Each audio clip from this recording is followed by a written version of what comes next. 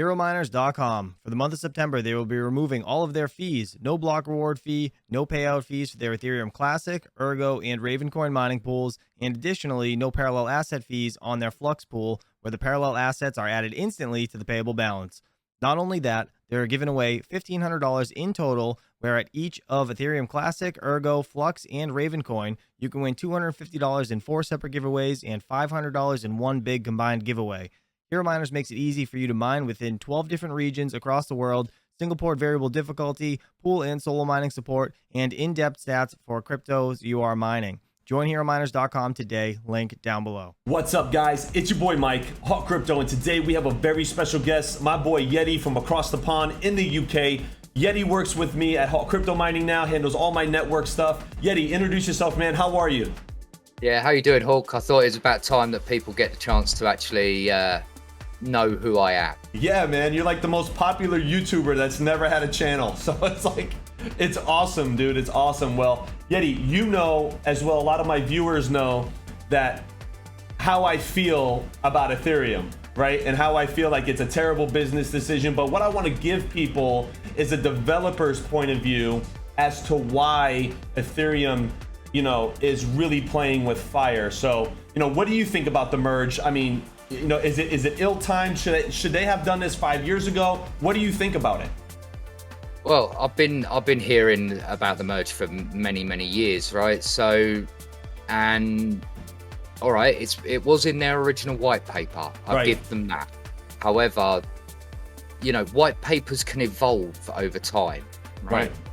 The Bitcoin white paper, for example, has evolved a number of times. Other algorithm and coins have also changed their white papers as they've learned from what they're actually doing, what the market is, what their user base is, and how it's being used. So white papers can evolve. And I'm shocked to the Ethereum devs are not considering the amount of users that are actually using the platform for mining. And the question is, by going proof of stake, are they effectively centralizing it, given that, you know, we've heard recently on the news reports that somewhere in the region of 30% of all the validators on the staking side are run by F2 pool. It's a very scary prospect because you're effectively getting into the realm of centralization rather than decentralization, which was the fundamental principle of their white paper to start with. And it's a little concerning because, you know, like, I live by the old motto, like, if it's not broken, don't fix it. You know, like, there's a big false narrative with Ethereum going to proof of stake for it to be greener. But a lot of people don't understand that those validator nodes that now have to pick up the slack, okay, they run on power. Like I don't understand it. Is it, in your opinion, is it that much greener or is it completely bogus? That's a very good question. It really depends. So say if you were taking, say, an A2000 or a 6600 XT as an example, as a low-end efficient card, right? Then you'll probably find that running, say, 2 or 3 validators on the same server in a virtual environment would probably even out. However, if you took it against a 3090 or a 3090 Ti or even a 4000 series when they come out, right? You know, those have a very different power utilization, and in theory, yes, the validators would be more efficient than, say, some of the huge GPUs or even some of the huge ASICs with the, you know, the 3000 watts of power that they require. An average server, give or take, is about 800 watts. Well, I guess that's the argument. You know, a lot of people are saying, oh, it's greener, but it's not that much greener. You know, you still got to burn a lot of power, and I think the amount of validators that you're going to need, you know, when you switch the consensus method, you're going to have to increase that at least 2-3 times, right? I would say at least another 10% needs to go on there to give it a good round, you know, number. But here's the worst bit. There's only 4 data centers that are currently holding 90% of all the validators, because they're the only ones realistically that have got the bandwidth, the capability, and the hardware available to offer the stuff out. Right. So, you know, talk about centralization. Like, and we talk about this a lot. You know, we talk every day, right? But you said something to me that really stuck out. You said, you know, when AWS, you know, and Microsoft, I think it's Microsoft Azure, right? When they find out that people are running validators on their servers for crypto, they're going to kick them off. Well, that's another good question. Like, what are the rules? Nobody knows yet until they find out. I know that there's been a few data centers that have categorically come out and said no, basically. Right. It's nerve-wracking because, you know, you're talking about a $300 billion network, right?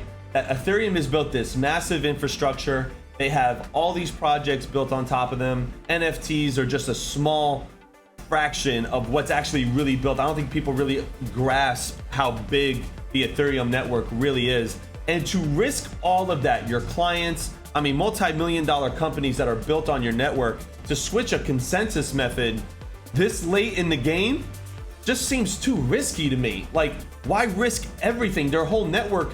I mean, if something goes wrong with proof of stake, not only is it going to look bad for crypto, not only if it's going to look bad for Ethereum, it's going to look bad for crypto in general. So, you know, as a crypto miner, yourself included, we need Ethereum to succeed, but a lot of us are worried that they're driving with a blindfold on. Well, that's very much so. And I listened to all the dev calls for Ethereum, mainly because, you know, I'm a dev myself, so therefore I got a little bit more of an interest in that kind of conversation, right? Right. And the amount of time, I've even said it to you, haven't I, Hawk? Well, after I came off the last dev call, I was like, I'm shocked. Like, some of those devs look scared to hell to say anything. I know. Some of them look like they're just laughing it off like it's a joke, which it really isn't. Right. I told in a couple lives, you know, I said, you know, these people are worrying me. One guy's smiling too much, like as if he's trying to hide how nervous he is. One dev said, oh, it'll probably work. Probably. Like, this is not a Yeti. You know how we run Hawk crypto mining. There's no probably. It's either going to work or it's not. And if we have to make it work. Like, there's no middle ground. It's either going to succeed or crash and burn. There won't be an in between. Right. And what makes me nervous is, you know, a lot of us got a lot of money invested into this right now, and we're kind of riding on hoping that Ethereum is going to succeed. You know, yes, do I mine Ethereum? Yeah, I mine Ethereum. And I think we all do, but I have this love-hate thing with the devs right now. There's not enough businessmen, okay? For every one developer, there should be one businessman there that could say, hey, like, no, we can't do that. We're gonna lose. Like, it's either that or, you know, there's a lot of people with money trying to push proof of stake because they just wanna make money on it. I mean, I think Ethereum has lost their fundamental principles with cryptocurrency and just got really blinded by the money, and now they just, you know, they're all in it. I mean, we're all in it to make money, but what's the bigger picture? You know, Ethereum is supposed to be the second largest crypto in the entire planet, you know, supposed to help us with decentralization and all that other stuff. I mean, it's in their white paper. What happened? The guys with the money came in. Question for you then, Hawk. Right. If you think they're the second biggest network behind Bitcoin, why do you think Bitcoin never chose to go down the path of staking and taking away miners? That's a good question. I think because they know full well that would crash their entire network, and the amount of resources it would need to replace what they have on their network right now would be a big number, a very big number. Right. I can only imagine, you know, like Bitcoin's doing some amazing things. Like, we got the Bitcoin Lightning Network that is going to just revolutionize credit card processing and all that stuff. 5 years to get right. Right. I mean, I think personally, if Ethereum was going to merge, they should have did it within the first couple years of their project, before there was so much built on top of it. Like, if they fail, we're going to be in trouble. We're going to put one more step towards regulation in the United States, at least. You know, politicians, you know, political figures that are anti-crypto, they're just going to have all the ammo in the world. You know, one side of me goes, what are you idiots doing? The other side of me is, I really need you to succeed. So, but Yeti, you know, to give the viewers a little bit of your history, you've been in development now for a long time. So, you know, what's your years. How many now? 20. 20 years. Holy cow. So where did you start? How did you get into being a developer for web hosting and computers and stuff? How did you start? Pretty much straight out of school. I joined an IT firm, and basically what happened was I originally started as a computer engineer, putting computers together, putting systems together and selling them off to customers. Right. What they found out very quickly as soon as I started was I had a passion for coding that I was doing in my spare time as something to broaden my horizons while I was at the job. Right. So I switched from being an IT sort of engineer to a coder within the first couple of months of joining that business, and then from then on I've always done development. Right. Well, as just so my viewers know, Yeti has built the entire backend network to the hot crypto mining facility, and now Yeti is going to be helping us with our new facility in a collaboration that I have with GPU Risers coming very, very soon. Actually, we're signing the lease this week, and I'm not going to say too much because I don't want to jinx myself, obviously, to everybody, but it's going to be massive. So, but make sure you guys stay tuned for that. But Yeti, certainly looking forward to having the fun putting it together, put it that way. Yeah, you know, Yeti, I was even talking to GPU Risers today, and I was like, we may need to fly him back. Like he's gonna have to come back. Like, you know, we're gonna actually have a hub in the UK, and you and Alex are going to, you know, be in charge of that, you know, and getting everybody over here from over there, because what you guys pay per kilowatt up there is what, like 42 cents or something crazy like that? Yeah, something like that. It's about anywhere between 27 pence to 40 pence a kilowatt, which would put you somewhere in the region of about 40 to 50 cents a kilowatt, somewhere around that margin. Like, that's insane. Like, here I am, my power company raised me from 1.107 to 0.11, and I'm throwing a fit. Like, they're paying 40, they 50 jumped cents. me from 14 cents a kilowatt to 28 cents a kilowatt overnight. Wow, that's just the way that I don't even know how they can get away with it. They're like thieves, man. But, you know, so your background, you know, is great. Like, you've been in this for years and stuff. I mean, what got you involved in crypto? What brought you to cryptocurrency, Yeti? Well, back when I was doing, you know, my development for this company, I caught wind of, you know, few different things that came up even before crypto. Right. So I've always been into trying to get, you know, the next big bit of tech that comes about. And yeah, I was hurt, you know, back 2016-ish. Right. Early 2017-ish, I think it was, that I started really getting into it. Okay. And I started off with block eruptors, which you know all about those. Yep. Got them running right now. Then Hopefully, I switched to an Antminer S1, which we were having a laugh about the other day because you know, many people hadn't even heard of an S1. You still have it, don't you? I do. Yeah, you still have it. It's an antique. You got to keep it now. Yep. Bit of crypto history, shall we say? Yeah. There's actually a museum actually that I found out is like already started for like all the first like generation mining machines. Sorry, go ahead. I just wanted to mention that. Yeah. I found it's somewhere overseas. Maybe I gotta look at it. I've still got 3 of them, so maybe I should donate one. Yeah, maybe you should put your sticker on it, send it over. Exactly. Yeah, but that's awesome, man. And I just want to let you know that you are a very valued partner here at Hot Crypto Mining, and I couldn't have built this network without you. So I hope you understand that and you know that. You know me, Hawk. I appreciate what you've helped me with and the fun that it's been trying to figure all this out, right? Because this is a big logistical headache for any person to figure out, let alone trying to also work out where you're putting everything, how you're running everything, all the cabling, all the management software.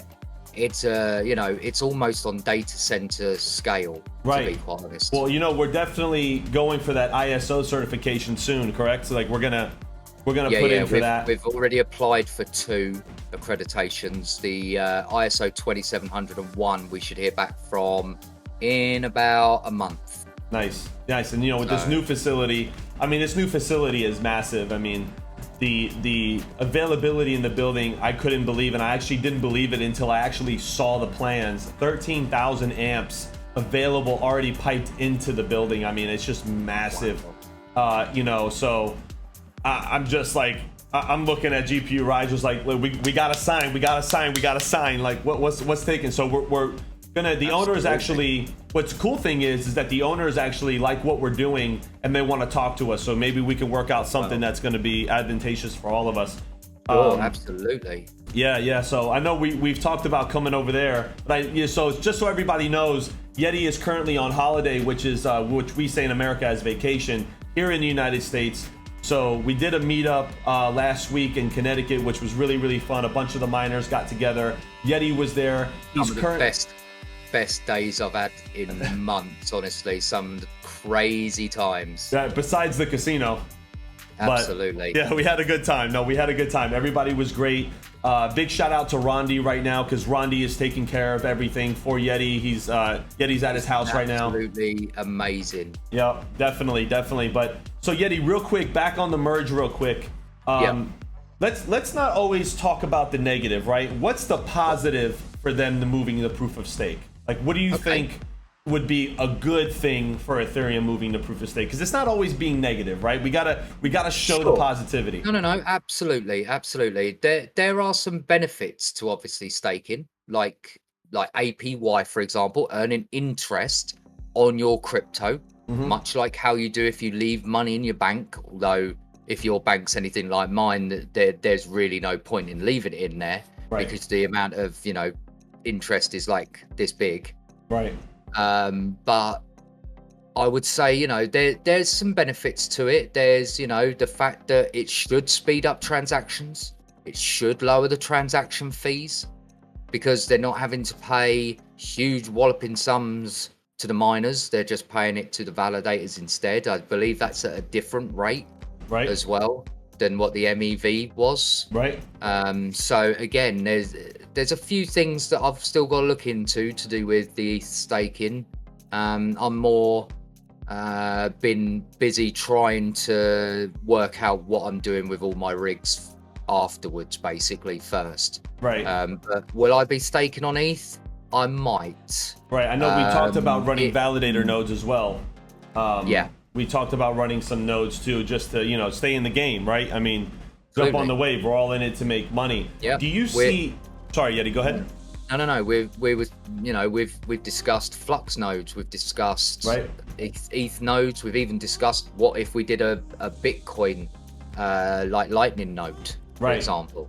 And I know right now, I don't think the Lightning nodes are profitable at this very moment, but I think they will be. I mean, we've heard all major corporations like Pepsi, excuse me, not Pepsi. I think it's like Walmart, Starbucks, McDonald's, all in favor of the Lightning Network, and I've already started looking into it. Excuse me. But quick question for you, and we'll wrap this up. Sure. Do you think there's a possibility that Ethereum will move to proof of stake, and then all of a sudden realize we screwed the goat? We're gonna jump right back to proof of work as a do you think the proof of work side will still be there as a failsafe? If it was me, if I wasn't 100%, well, you can never say 100%, but say 95. If I was 95% sure that it would work, I would leave it all there for maybe a week, maybe 2, just in case. But quite honestly, it's a case of once they do the conversion, I believe there's no easy way to undo the conversion. It's not like a switch, you know what I mean? It's almost like they want to. It's something that me and you were discussing the other day, right? They've been doing both mining options, right? So they've been doing proof of work and proof of stake currently for the last 6 months while they've been doing all their testing. Why couldn't they do both? And this is what I'm saying, the security that you get from proof of work, it's robust, right? It's not very, we can argue efficiency, right? But it's more secure. The security is there. There's more redundancy. It's also the decentralization aspect. You have 5 validators in one data center. That data center goes offline. All your validators are gone. No, I get it. you know, it's definitely going to be interesting to see what happens, you know, post merge, even if the merge even happens. You know, who knows? Absolutely. I still don't think that. I look at prior behavior. A lot of people are, you know, telling me yo, you're dumb. You're not gonna. They're gonna merge. You know, we'll hold your hand through it. You know, whatever. I don't know. I'll believe it when I see it. It's probably looking like a 60-40 that they probably will. Okay, that's fair. However, that's still 40% unknown. That's way too much in my view. Yeah, I mean, they're really throwing the dice here. I mean, yeah. I understand the developers have done a lot of work, and they're trying to get the entire thing up and going. It's just, you know. Here's something else for you, Hawk. As a developer, right? I've had projects that I've spent years on. Right. And then they're scrapped midway through the contract. Overnight. Because the company changes their approach, or they change the direction that they wish to go in. Right. It's not uncommon. I know, and it just makes me so nervous, man, because I'm looking at the bigger picture, right? The bigger picture is crypto overall. You know what I mean? Like, Sure. and I think a lot of these major companies, and this is certainly just purely my opinion, guys, never financial advice, obviously, but, you know, companies like Flux and Ergo, even Ravencoin, and a lot of the proof of work coins that are going to stay proof of work, you know, they're nervous too. Because they've built. How are you going to cope with that much influx of hash rate on any network at the moment?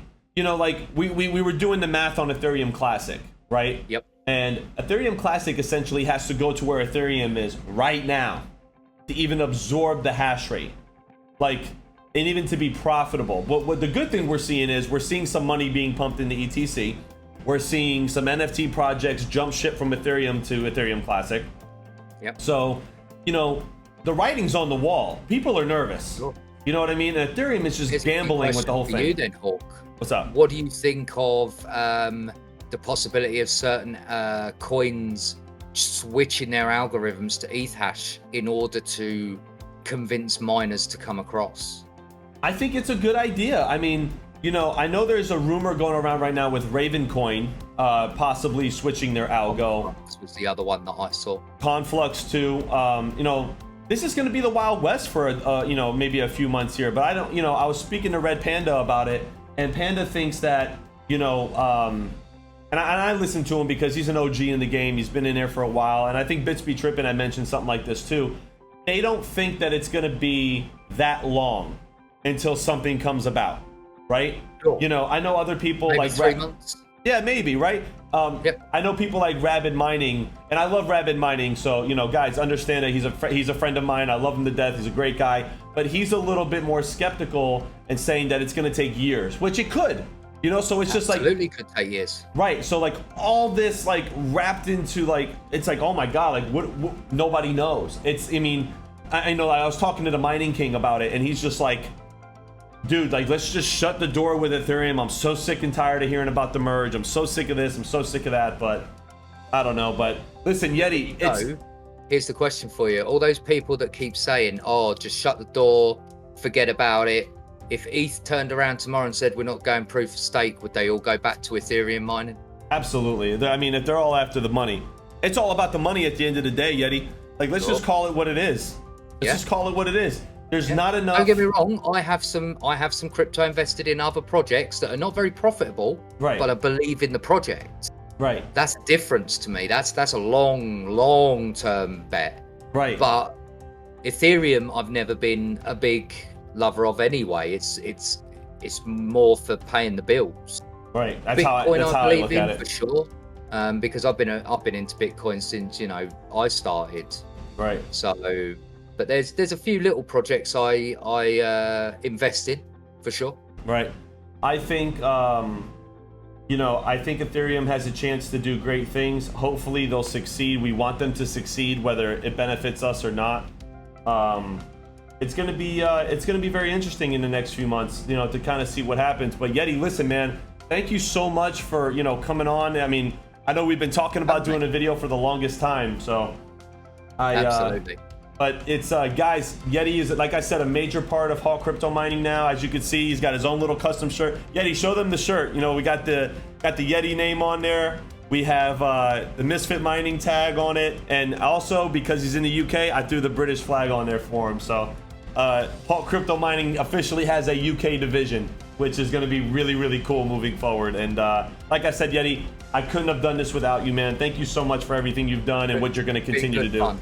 Been good fun. Yep, we're going to definitely expand and get bigger. But guys, thank you so much for watching. I appreciate it. Hit that like button, hit that subscribe button. We're going to get Yeti to post some videos soon now on his channel. So the minute he goes live with that, make sure you guys subscribe, show some love. I appreciate everybody. Thank you guys so much. I will see you later.